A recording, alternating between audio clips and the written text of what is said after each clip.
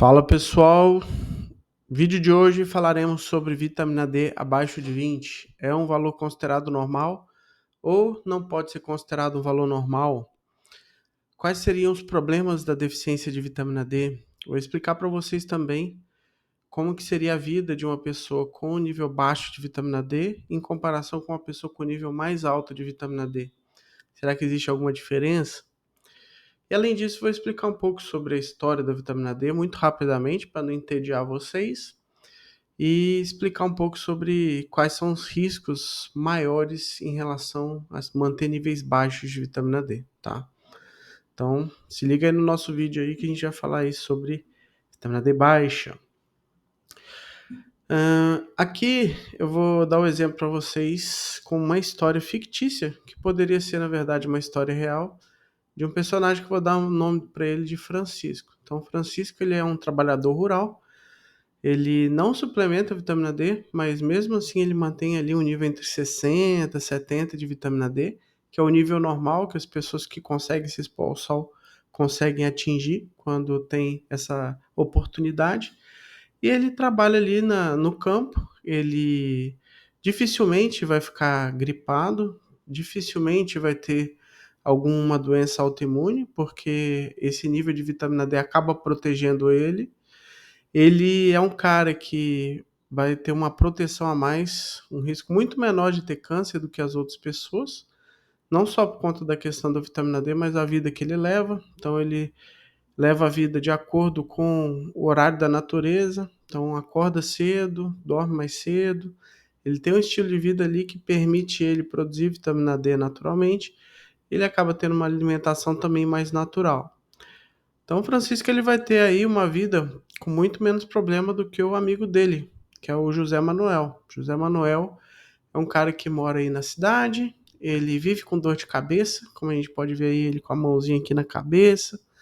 Ele vive reclamando que tá cheio de dor, todo cansado. Mesmo ele sendo uma pessoa mais sedentária, porque praticamente passa o dia todo no trabalho, vive sem energia, sem disposição. Além disso, o José Manuel ele tem um problema sério. Ele também não consegue ali durante o dia se expor ao sol. E com isso ele mantém um nível baixo de vitamina D. A vitamina D dele está sempre entre 10, 15. E falam para ele que está tudo bem manter nesse nível. Inclusive já teve uma paciente que ela chegou com uma história muito parecida com a dele, já desenvolvendo uma doença autoimune. E ela tinha um nível de 6 de vitamina D. Ela era a pele dela era tão clara que parecia que ela tinha vindo daqueles filmes de vampiro. Isso vai levar a pessoa a ter uma série de problemas, como, por exemplo, o aumento do risco de doenças autoimunes, como psoríase, vitiligo, dermatite atópica, esclerose múltipla. Todas essas doenças que têm um componente imunológico ou inflamatório, a falta de vitamina D acaba impactando muito nessas doenças. Além disso, o que acontece? Assim como acontece com José Manuel e com outras pessoas com nível baixo de vitamina D, essas pessoas elas vão ter uma tendência a ter uma massa muscular mais frágil, a gente chama de sarcopenia, tem uma tendência a ter ossos mais fracos. Na infância, uma doença chamada raquitismo, que a gente vai falar um pouco mais aqui à frente, mas no adulto a gente chama de osteomalácia, e na velhice com osteopenia e osteoporose, também está associada a nível baixo de vitamina D, mas a vitamina D não é importante só para os ossos, ela também é importante principalmente para o nosso sistema imunológico, nosso sistema de defesa. Se sabe que as pessoas que têm nível mais baixo de vitamina D têm o risco de ter infecções mais graves, têm risco mais frequente de ter infecções. Com isso, o que vai acontecer? A pessoa ela fica doente com mais facilidade. Aumenta o risco de rinite, doenças alérgicas, aumenta também a chance dele ter um câncer no futuro. A vitamina D também protege o organismo contra o aparecimento de câncer. E com isso, o José Manuel acaba tendo uma vida com muito mais limitação, com muito menos qualidade do que o Francisco. O fato de ser algo comum, de manter um nível baixo de vitamina D ser algo comum, não quer dizer que seja algo saudável. Então, manter níveis abaixo de 20 de vitamina D, já vou te adiantar que é muito ruim. Eu vou mostrar um estudo para vocês exemplificando essa questão, mas a gente poderia achar aí milhares de estudos falando sobre esses riscos associados à deficiência de vitamina D. No caso, a deficiência de vitamina D se tornou mais comum depois da Revolução Industrial, que começou lá na Inglaterra, lá na Europa, e depois acabou acontecendo no mundo todo. Nesse processo de mudança das pessoas do meio rural para a cidade, começou a aparecer uma doença chamada de raquitismo. E o raquitismo ele causava um sério problema para as crianças, porque ele causava uma alteração óssea, então uma deformidade nos ossos, principalmente das crianças. Então os bebês eles começavam a crescer com as perninhas todas arqueadas, e além de outras alterações ósseas presentes pela falta de mineralização do osso.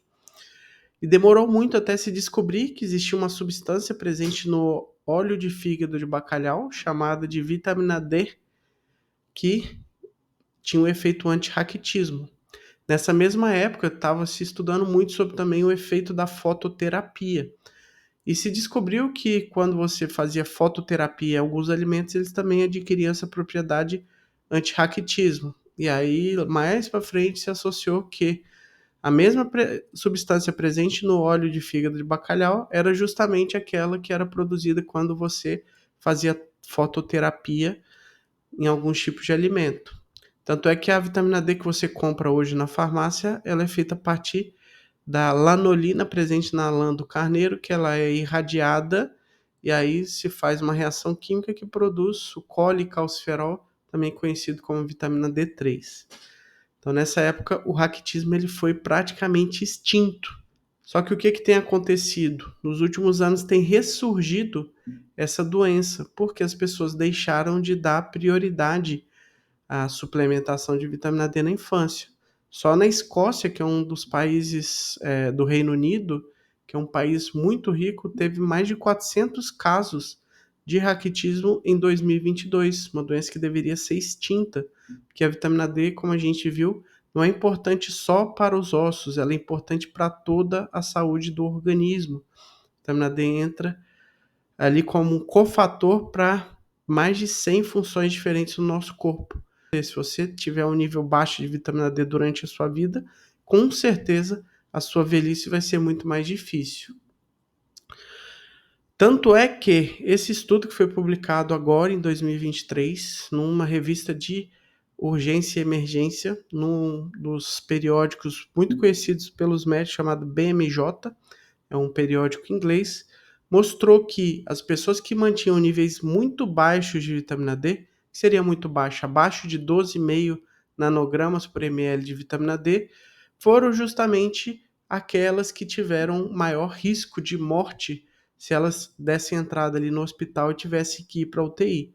Então, esse estudo pegou pessoas que davam entrada na UTI com quadro de infecção, e nesse estudo mostrou que essas pessoas que tiveram infecção e ao mesmo tempo tinham um nível muito baixo de vitamina D, essas pessoas elas tinham um risco muito maior de morrer. Era pelo menos 3 vezes maior, e a chance delas sobreviver era de 50%. Então, metade dessas pessoas que chegavam com uma infecção grave e tinham um nível muito baixo de vitamina D, elas não sobreviviam ali para contar a história depois. Então, a gente tem que levar em consideração que a vitamina D é uma substância que é vital para a sobrevivência da pessoa, principalmente no caso de infecções. Quando existe uma infecção, o organismo ele dá prioridade a transportar mais vitamina D para todos os tecidos. A vitamina D é usada pelas células de defesa também como uma forma de sinalização para melhorar a capacidade dessa célula de conseguir combater ali uma determinada infecção.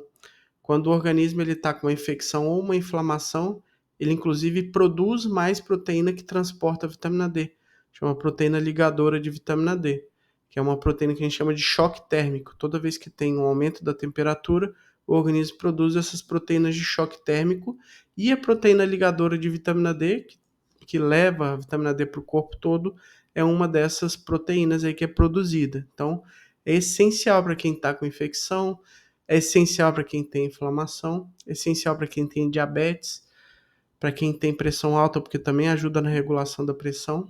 Se eu pudesse falar todos os efeitos que a vitamina D tem aqui, eu poderia passar uma tarde toda, mas não quero tomar muito mais o tempo de vocês. Sim, já vai aí para responder a grande pergunta: qual seria aí o nível mínimo de vitamina D, que é realmente o que vocês querem saber, né? Então, a Endocrine Society, que é uma das sociedades médicas que faz as recomendações do nível de determinadas substâncias, entre elas a vitamina D, fala que o desejável é manter acima de 40 nanogramas por ml. Por quê? Acima desse valor, você consegue ter não só os benefícios para o osso, mas também os benefícios para outros sistemas, como eu falei para vocês. A gente está falando aqui do mínimo do mínimo. Quando você está abaixo de 40, é como se você estivesse lá no seu carro e o tanque do carro estivesse abaixo da reserva. Se está abaixo de 20 ou abaixo de 10 ali, o carro já está quase parando. A chance de você ter um problema de saúde sério é muito grande. Então, manter o nível acima de 40 é algo que é desejável, mas geralmente a gente acaba mantendo um nível até maior de vitamina D. Tem pessoas que advogam a favor de 80, de 90, mais próximo de 100. A gente sempre tenta manter ali entre 40 e 100 nanogramas por ml, que é o que é considerado normal. Agora, é importante dizer para vocês que muitas vezes, mesmo a gente suplementando a vitamina D, a gente acaba não conseguindo chegar no nível que a gente quer. A gente acaba ficando ainda com o nível baixo de vitamina D, abaixo de 40, porque existem algumas condições que podem dificultar seu organismo a utilizar essa vitamina D ou a produzir essa vitamina D. E isso eu falo para vocês, vou deixar um vídeo para vocês assistirem aqui. Um vídeo que eu publiquei na última semana que a gente explica sobre causas de pessoa suplementar a vitamina D e mesmo assim o nível de vitamina D da pessoa continuar baixo.